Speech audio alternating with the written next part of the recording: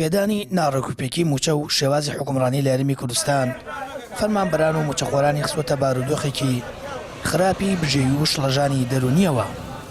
ڕنگدانەوەشی ئەبینین لە شارێکی وەکو هەڵەبجە کە ئەبینین هەمومان و تایە ژیانەکەین کە چەندێک نالەباری هەیە، چەندێک خەڵک لە سترێسایە، چەندێک خەڵک لە قەلەقیایە و ژیانی ئەم هاوڵاتیانش لەم پارێزگایە لە سەدا 90 پێیوەستە بە موچەوە. بەڕاستی ئەگەر موچە نێت ژیانەوەسێ لێرە، بازاڕەوەسێت، کار و کەسابەتەوەسێ.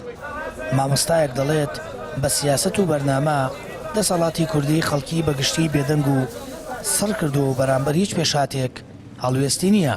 دەژڵێت پێشتر چەندین خۆپیشاندان و ناڕزایی نیشاندران، بەڵام بۆی بێباکیەم دەسەڵاتەوە ئامانجان نەپێکا.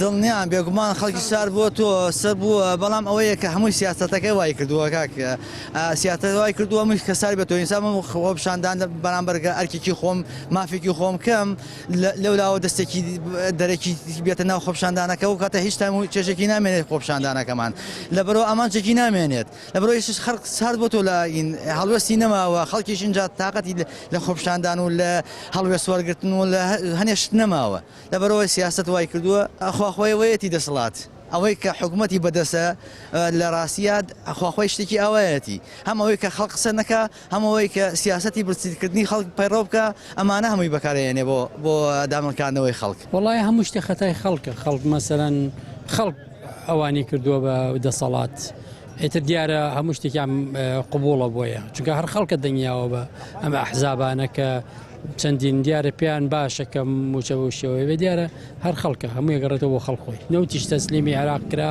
بەڵام بەداخەوە موچە هەروەکو خۆی وایە. بۆیە پێویستە لەسەر نوێنەرانی کورد یەکدەنگ بن لەسەر ئەم پرسە، ئەمە کە مافێکی سەرەتایی هەموو گەلێکە.